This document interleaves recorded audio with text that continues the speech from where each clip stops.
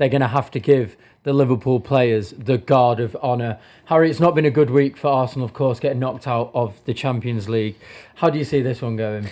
Yeah, it's a tough one. It's a game that could have had so much riding on it going into the back end of the season. When the season was first shaping up, people were looking at this fixture and it was one that was earmarked in their diaries. Could the title be decided when these two meet come the final day? Wasn't to be, or final few weeks, I should say. It wasn't to be, and in the end, Arsenal have fallen well short of Liverpool. And look, Arsenal's eyes have been on the Champions League for quite some time, and that's made it difficult, I think, for them to focus on the Premier League in the way they'd like. That's been reflected in some of the recent results. And it's going to be interesting to see if they can pick themselves up after that disappointment in midweek. Personally, I think for Arsenal, this game probably comes around too quickly. And I think it's one of those games that Arsenal only stand to lose from. If they go and they put in a performance and they get a result at Anfield, people will say, where was that all season? What is going on? Why did they drop off when they were capable of turning up somewhere like Anfield and doing the business?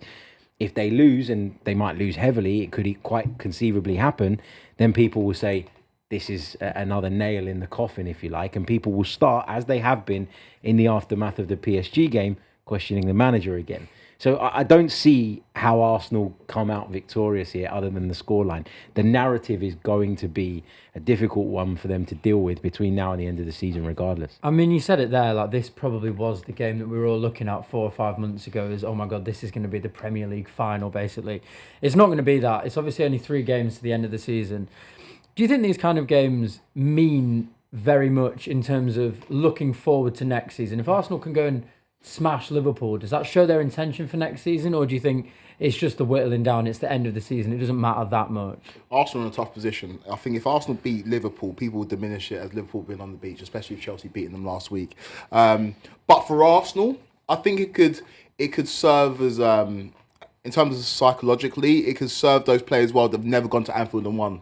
Arsenal have got a terrible record when it comes to Anfield. Even when Arsenal have been good in recent seasons, just haven't been able to go there and win. I think it's in Arteta's head as well.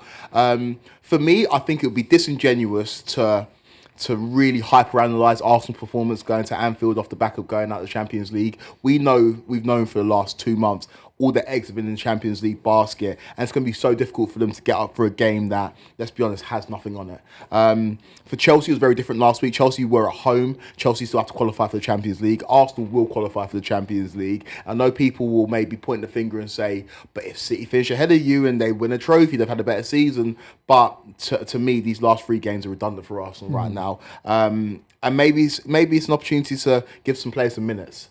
Give some players some experiences that they wouldn't otherwise have got if this was a high leverage game. So I have a little bit of sympathy for Arsenal going into this one, because I think they take on a Liverpool side who, after getting turned over by Chelsea last week at Stamford Bridge, will be up for it. They were not on it last week. Yeah. They probably spent the last week partying. This week at home in front of their fans, I think that they're going to turn it on, and I think Arsenal will struggle to keep up with them. I mean, you mentioned it before, and obviously on Twitter I saw as well a lot of backlash from you to certain Arsenal fans talking about Mikel Arteta and saying that he should be sacked and things like that. I think that's probably a very small minority of Arsenal fans. But do you think going to Anfield, giving them a guard of honour in a season where Arsenal were expected to, at least at this stage, still be in the title race, do you think some questions will have to be asked at some point over what he's done? Like, we mentioned it last week, and I think there's obviously been progress there. You'd be blind to say that there hasn't, but another trophyless season, do you think at some point the questions are going to start to come? Do you think it's fair to ask those questions? I don't have a problem with people asking the question, and I don't have a problem with people having the debate and having the discussion. I guess my issue with this discussion is always that people seem to pick and choose the bits that suit their side of the argument without looking at the whole picture. You know, we all woke up this morning disappointed that Arsenal have gone out of the Champions League at the semi-final stage. 5 years ago, Arsenal could only dream of that. Who's got them there? Mikel Arteta's played a massive part in getting them there. And I think he deserves credit. I think the club deserves credit for supporting him. But most level-headed Arsenal fans will tell you over the last year and a half that the club have dropped the ball when it comes to recruitment. Last summer's window was not good enough. Then they had January, an opportunity to put right some wrongs, I believe, from the summer, but also to deal with some of the injury issues that they had. And again, for me, they dropped the ball. So this is a collective failure. Arsenal falling off is a collective issue. And I think to point the finger solely at Mikel Arteta, which some fans are doing, is wild to me. And so many of the criticisms, if you actually really analyze them, are flawed. Yeah. I mean, I came back from the game yesterday reading sort of stuff on social media, people saying things like, this Arsenal team aren't brave enough. This Arsenal team play really negative football. And they were pinpointing one element of our game, which was the long throws. Thomas Partey launching the ball into the PSG box over and over again. Okay, that was a tactic that Mikel Arteta's devised based on clearly something he's seen. But Arsenal pushed up to the halfway line at PSG. They were pushing their fullback into midfield. They were leaving 3 men at the back pretty much most of the time. They had 2 number 8s bombing on, getting close to the centre forward. Their wingers nice and wide. That's not a team that went there to set up and to soak up. That's not what Arsenal do. Do they lack the quality in the final third at times to make it count and make the opposition pay? 100%. But that is a recruitment failure. And Mikel Arteta is not solely responsible for recruitment at Arsenal. So for me, you know, you can ask the question, you can have the chat, you know, is he ever going to get Arsenal over the line? And after the disappointment of yesterday, I can understand why people feel like that today. But in the grand scheme of things, he's done a great job. And for me, he deserves at least one more season. I mean, he mentions the recruitment, and we said it in January, didn't we? We said Arsenal do need to sign someone. It makes sense for them to sign someone, especially if they want to win a trophy this year. They're obviously going to have to spend some money in summer. If you were the board, if you were an Arsenal fan, who would be on your shopping list for the summer? Because the last 3 seasons, they've got so close to silverware, but fallen short every year. What do you think, or who do you think is the player to just tip them over the edge? They just need more X factors going forward. Obviously, the chatter is an out-and-out number 9, but we saw a PSG side last night without an out-and-out number 9. We saw a PSG side with their top goal scorer, Ousmane Dembele, on the bench. So it doesn't necessarily have to be an out-and-out number 9. That's, of course, the archetype and what Arsenal would like ideally. But just X factors in their front line. If you look at how effective Bukayo Saka is, imagine having 2 more players that can give you relative output to that. Martinelli's a good player, but he's not of that level. And I think Arsenal just need to go and get players who can put the ball in the back of the net and trouble the opposition defence on a regular basis. On Harry's point about Arteta, I agree and I disagree in terms of this season. I think it's insane for people to call for his head right now. I think that's absolutely insane. No one had Arsenal going this far in the Champions League. More people had Arsenal doing a lot better in the Premier League, but of course injuries happened and they fell away. But I think that to pacify fan bases, you need to provide silverware. And for Arsenal, that silverware doesn't have to come in the form of a Premier League or doesn't have to come in the form of a Champions League. Those are very difficult competitions to win. But at this stage of the season, with Arsenal's history in the FA Cup, I think they should still be in that competition, or I think they should be challenging for that competition. So this group has come so far under Mikel Arteta, and look at the team that won the FA Cup in his first year, and look at this team right now. It's unrecognisable. I think Bukayo Saka was probably the only player. And he didn't start that day. And so he deserves so much credit for transforming this side. But I think why some Arsenal fans are antsy waking up today is that historically in the Premier League, when managers come in and win the league, it happens pretty quickly. Yeah. Pep did it in his second season. Jose did it in his first season. Wenger in his first full season. Klopp is probably the only manager that it took a while. He joined in 2015, didn't win a title until 2020. It doesn't really happen that managers at a Premier League club for 4, 5, 6, 7 seasons and then they go and win a Premier League title. Arsenal's different because Arteta's first job in football is Arsenal. But I do understand why certain fans are antsy, because it's like, if it's not going to happen now, when is it going to happen? But that's again, and I get that, right? But again, that's kind of not looking at the bigger picture for me, because Klopp came in, as you said, and took ages because Liverpool had fallen way behind. Arsenal were way behind when Mikel Arteta took over. Now, Klopp won some trophies before he won the Premier League, right? Which managed to, as you say, pacified the fans, right? Got them to kind of be on side and believe. And Mikel Arteta won the FA Cup, but he hasn't really followed that up. Agreed. He's been to a load of semi-finals, not been successful in them. And that is obviously a problem.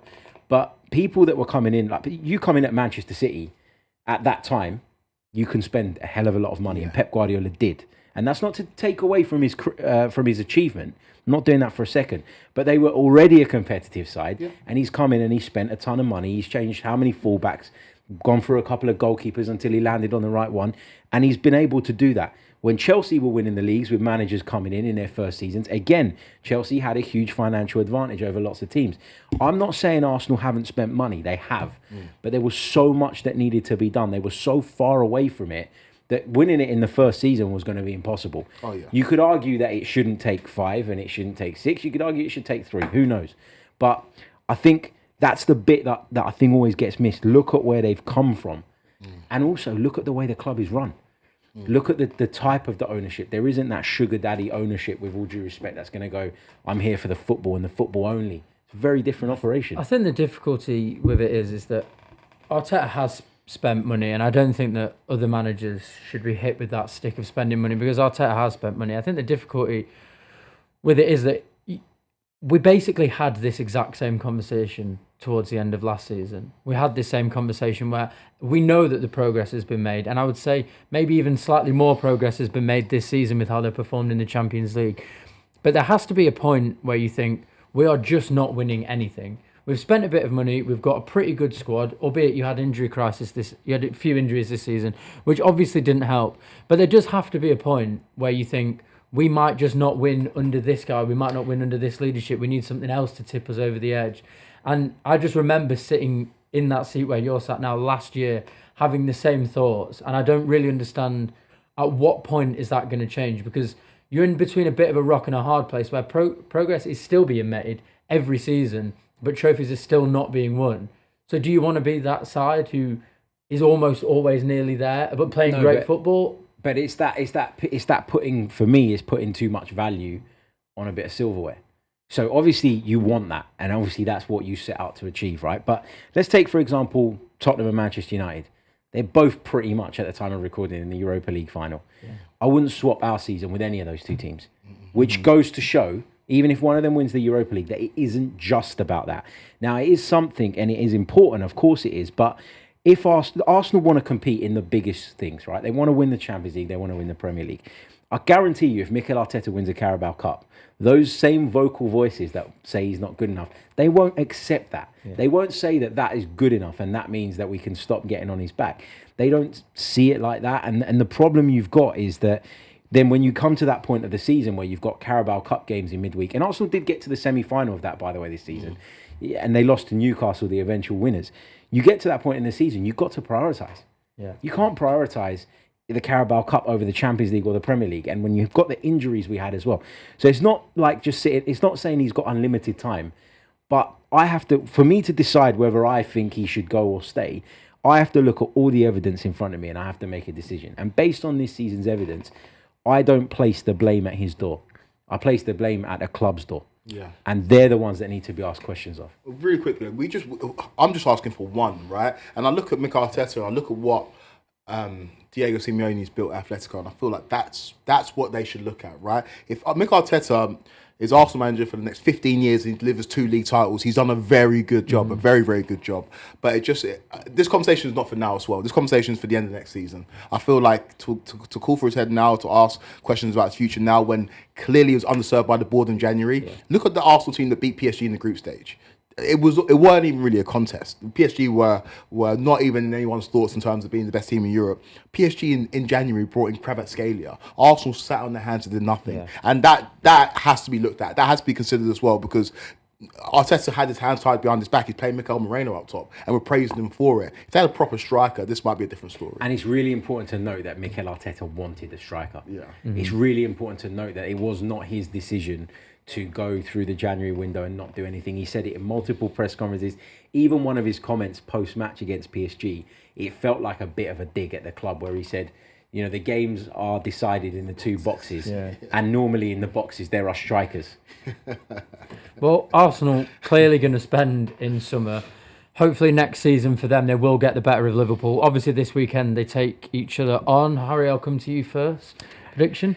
I'm going to go for a comfortable Liverpool win. I think Liverpool are going to win this 3-0. I can't see Arsenal recovering from what happened in midweek that quickly. The players were dead on their feet. Whatever you say about their performance in Paris, physically they gave absolutely everything. Emotionally too. Can't see them recovering with such a quick turnaround. I think they get beat easy. Yeah, I'm expecting the most out of masterclass. He's on 28 goals, so 2 away from 30. He's on 18 assists, 2 away from 20. You want to hit those landmarks, and I think he makes some headway against Arsenal. I think Liverpool win this game 3-1. Yeah, I was going to go 3-1 as well. Probably leaning towards 3-0 now. I think, as Harry said, Arsenal are going to be absolutely knackered. Let us know your predictions in the comments below.